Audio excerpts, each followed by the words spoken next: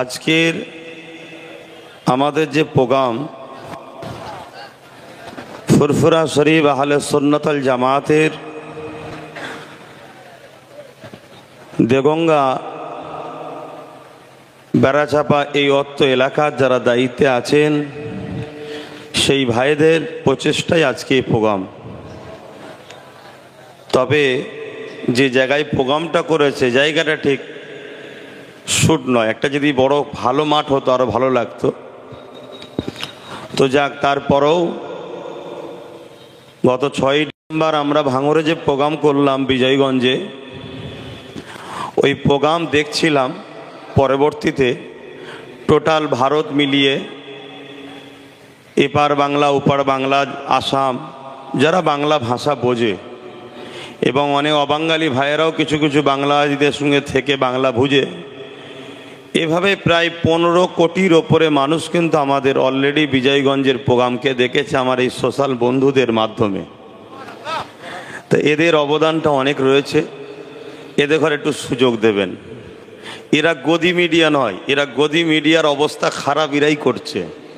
তা আমার ভয় হচ্ছে খুব শিগগিরই এদের পিছনেও না মুদি লেগে যায় যে তোদের জন্য অসুবিধা হচ্ছে, তোরা বন্ধ কর। তো এদের সাথে আমাদের সাথ দেওয়া দরকার। তা আজকে আমরা এসেছি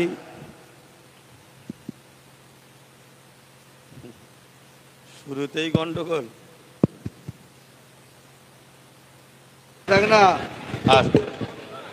বন্ধ করো, সুবিধা অসুবিধা হতে পারে, ঘাটাঘাটি করবেন না ভাই, যা আছে এই ঠিক আছে। সবাই শুনতে পাচ্ছেন তো? হ্যাঁ। আজকে আমাদের আশাটা এই আন্দোলন কেউ যদি মনে করে এটা হিন্দু মুসলমানের কোনো ব্যাপার তাহলে কিন্তু ভুল হবে। অবশ্যই ফুরফুরা শরীফ আহলে সুন্নাত ওয়াল জামাত ডাক দিয়েছে, অবশ্যই এটা একটা ইসলামিক চিন্তাধারার উপরে ধর্মীয় সংগঠন। কিন্তু ধর্ম কাকে বলে? যে মানুষের ভালো চায়, যে সমাজের ভালো চায়, যে ইনসাফ শেখায়, যে ইনসানিয়াত শেখায়, যে মানব বন্ধন শেখায়, যে প্রেম শেখায়, সেটাই তো ধর্ম। যে বিভাজন শেখায় ওটা ধর্ম নয়, ওটা ধর্মর নামে ব্যবসা, ওটা ধর্মর নামে শয়তানি, ধর্মর নামে মানুষের সঙ্গে প্রতারণা। আমি আশা রাখি যত ধর্ম আছে কোনো ধর্মেই হিংসা শেখায় না, কোনো ধর্মই বিদ্বেষ শেখায় না। কিন্তু তথাকথিত কিছু রাজনীতির নেতারা যুগে যুগে নিজেদের রুটি শাকার জন্য এই বিভাজন লাগিয়ে আসছে। তার সবথেকে জ্বলন্ত একটা প্রমাণ হলো ব্রিটিশ হুকুমত। ব্রিটিশ হুকুমত আমার দেশে 198 বা 200 বছর ছিল। কাজ কি ছিল? আমার দেশের সম্পদকে লুটে বিদেশে রপ্তানি করা। আর এর জন্য ব্রিটিশ হুকুমত আমার দেশের মধ্যে দুই বৃহৎ শক্তি হিন্দু ভাই আর মুসলিম ভাইদের মধ্যে সবসময় বিভাজন লেগিয়ে রেখেছিল বিভিন্নভাবে। তাই আজকের এই আন্দোলন মোটেই যদি কেউ মনে করেন আমি আমার ধর্মীয় মসজিদ মাদ্রাসা দিন ইসলামের জন্য আন্দোলন করতে নেমেছি শুধুমাত্র এর জন্য, তাহলে এটাও একটা চরম ভুল হচ্ছে। আজকের এই আন্দোলন যেমন হিন্দু মুসলমান নয়, আজকের এই আন্দোলন শুধু মসজিদ মাদ্রাসা খানকা ঈদগাহ ওয়াকফ নিয়ে নয়। আজকের এই আন্দোলন মনে রাখবেন আগামী দিনের আমার ভারতের সংবিধান থাকবে না আমার সংবিধান মিটে যাবে, এটা হলো আমাদের মূল লড়াই। এই জায়গাটা মাথায় রাখুন। আমি জানি মসজিদ আমার প্রিয়, মন্দির আমার হিন্দু ভাইদের প্রিয়, গির্জা আমার শিখ কি বলে খ্রিস্টান ভাইদের প্রিয়, গুরুদুয়ার পাঞ্জাবি শিখ ভাইদের প্রিয়, যার প্রিয় তার কাছে প্রিয়। হ্যাঁ, আমার দেশে এরকমও কথা শোনা যাচ্ছে ধর্মকে টিকাবার জন্য নাকি অস্ত্র দরকার। এটা কেমন ধর্ম আমার জানা নাই। ধর্ম টিকাবার জন্য অস্ত্রের প্রয়োজন নাই। আমি আমার ইসলামের অনুসারীদেরকে বলবো ধর্মকে টিকাবার জন্য সব থেকে বড় প্রয়োজন হলো তুমি মন উদার করে একটা মানুষ হও, এতেই তোমার ধর্ম হু হু করে আগাচ্ছে, আরো আগাবে।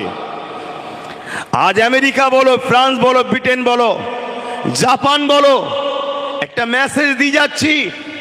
সেসব দেশে আমরা শুনতাম ইসলামের ওপরে রাষ্ট্রীয়ভাবে হামলা হয়, নূর মুহাম্মদ সাল্লাল্লাহু আলাইহি ওয়াসাল্লামের কার্টুন তৈরি হয়, প্রফেট মুহাম্মদ সাল্লাল্লাহু আলাইহি ওয়াসাল্লাম সম্বন্ধে বিদ্বেষ কথা বলা হয়, মসজিদের ওপরে হামলা, ইংল্যান্ডে নামাজ পড়ছে গুলি করে মেরেছে 50 জনকে। এর কারণটা কি? এর কারণ একটাই, তারা তাদের ঘরের সন্তানগুলোকে ইসলামের আদর্শ থেকে দূরে রাখতে পারছে না। তারা তাদের ঘরের সন্তানগুলোকে হযরত প্রফেট মুহাম্মদ সাল্লাল্লাহু আলাইহি সাল্লাম জিনা সম্বন্ধে সৃষ্টিকর্তা বলছে ইন্নাকা লাআলা খুলুকিন আযীম, সেই উত্তম চরিত্রওয়ালা মহামানবের প্রেম থেকে দূরে রাখতে পারছে না। অর্থাৎ তাদের ঘরে শিক্ষিত এডুকেটেড পারসন যুবক যুবতীরা দলে দলে দলে দলে ইসলাম কবুল করছে, প্রফেট মুহাম্মদ সাল্লাল্লাহু আলাইহি সাল্লামকে মেনে নিচ্ছে। তাই তারা আতঙ্কে ভয়ে বারবার ইসলামের উপরে আঘাত, কোরআনের উপরে আঘাত, রাসূলের উপরে আঘাত, দ্বীনের উপরে মিথ্যা প্রচার মিডিয়া মাধ্যম দিয়ে তারা করছে।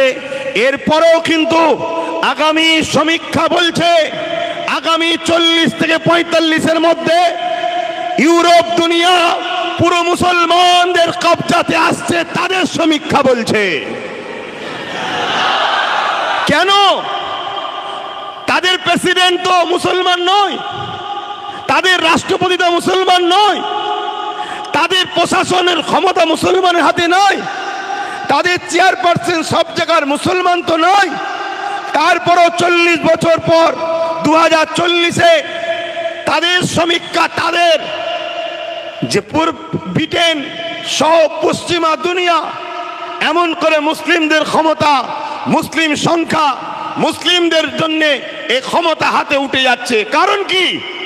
তাদের ঘরে শিক্ষিত যুব সমাজ, শিক্ষিত কন্যা সমাজ গুগলকে সার্চ করছে পৃথিবীর শ্রেষ্ঠ মহামানবকে। গুগল বলছে প্রফেট মুহাম্মদ রাসূল সাল্লাল্লাহু আলাইহি সাল্লাম। গুগল হলো তাদের তৈরি, তারা রাসূলের জীবনী পড়ছে, নবীর অর্থনীতি, সমাজনীতি, পরিবার নীতি, রাষ্ট্রনীতি, এডুকেশন নীতি, ধর্মনীতি, মানববন্ধন নীতি, সম্প্রীতির নীতি, মনুষ্যত্বের নীতি তারা দেখে আমার নবীর ওপরে ফিদা হচ্ছে, দিবানা হচ্ছে। তারা দলে দলে দলে দলে প্রফেট মুহাম্মদ রাসূলকে মেনে নিচ্ছে। এটা দেখে তারা আতঙ্ক। তাই আজকে মনে রাখবেন, আজকে আমাদের যে আন্দোলন, নিশ্চয়ই আপনারা দেখছেন পিছনে লেখা আছে ওয়াকফ বাঁচাও, দ্বিতীয় লেখা আছে ওবিসি সংরক্ষণ বাঁচাও, 3 নম্বর লেখা আছে মাদ্রাসা শিক্ষা বাঁচাও। আমি বড় শ্রদ্ধার সাথে বলছি, এই যে কথাগুলো বলছি, ডক্টর বাবা সাহেব আম্বেদকরের রচিত সংবিধান আমাদেরকে বলার পাওয়ার দিয়েছে। নিশ্চয়ই আপনারা জানেন 6 ডিসেম্বর 1992 বাবরি মসজিদকে একদল অশুভ শক্তি ধ্বংস করেছে। এর পিছনে কারণটা কি জানেন? এই দিনটা কেন নিল 1992 6 ডিসেম্বর? এই 6 ডিসেম্বরটা কেন নিয়েছিল জানেন? এই 6 ডিসেম্বর হচ্ছে ডক্টর বাবা সাহেব আম্বেদকরের জন্মদিন। পুরো ভারতের মানুষ বাবা সাহেব আম্বেদকরকে, সে মুসলিম হোক, দেশপ্রেমিক হিন্দু হোক, আদিবাসী হোক, দলিত হোক, সাঁওতাল হোক, খ্রিস্টান হোক, যে কোনো ধর্মের সঙ্গে তার সম্পর্ক থাকুক, ডক্টর বাবা সাহেব আম্বেদকরকে সবাই শ্রদ্ধা করে। আমি একজন পীরজাদা হিসাবে, খানদানে রাসূল হিসাবে আমিও ডক্টর বাবা সাহেব আম্বেদকরকে শ্রদ্ধা করি। কেন? তিনি আমার দেশের জন্য চলার একটা সুন্দর ব্যবস্থা করেছে, যেখানে সবার সমান অধিকার দিয়েছে। তাই সেই ডক্টর বাবা সাহেব আম্বেদকরের এই 6 ডিসেম্বর জন্মদিন ছিল। এই দিনটাকে পুরো ভারতের মানুষ বড় আনন্দের সাথে, গরিমার সাথে ডক্টর বাবা সাহেবের স্মৃতি উদযাপন করত বিভিন্ন কর্মসূচি নিয়ে। তাই বড় প্ল্যান করে ব্রিটিশদেরই চরেরা আমার দেশের মধ্যে যারা গাদ্দার আছে, এই দিনটাকে এমন একটা অঘটন ঘটালো, যেটা হলো ঐতিহাসিক 550 বছর আগেকারের বাবরি মসজিদের তলায় রাম মন্দিরের নামে বা রাম জন্মভূমির নামে সেই মসজিদটাকে শহীদ করে দেওয়া হলো। মূলত উদ্দেশ্য ওখানে রাম মন্দির বানানো, রামের জন্ম, এটা কিন্তু মূলত লক্ষ্য নয়। যারা এ কাজ করেছে তাদের সঙ্গে আমি চ্যালেঞ্জের সাথে বলছি, সাধারণ হিন্দুদের সঙ্গে হাজারো হাজারো মাইল দূরত্ব রয়েছে। হাজারো সাধারণ হিন্দু ভাইরা যেভাবে তারা নামকে ভালোবাসে, তাদের শ্রদ্ধা, তাদের বিশ্বাস, তাদের ভক্তি তাদের হৃদয়ে আছে। আজকে যারা বাবরি মসজিদকে শহীদ করেছে প্ল্যান মাফিক, তাদের কিন্তু সেভাবে ভক্তি ভালোবাসা নাই, কিন্তু এই দিনটাকে আঘাত দিল। মনে রাখবেন, আর একটা কথা বলে যায়, 1992টাকে কেন নেওয়া হয়েছিল?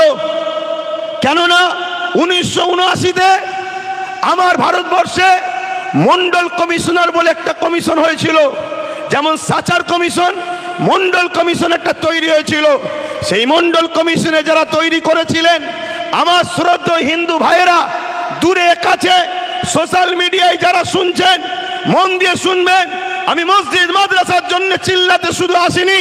হ্যাঁ, আমার ধর্মের উপরে আঘাত দিলে কথা বলবো, সেটা সংবিধানের ভেতরে থেকেই কথা বলবো। তবে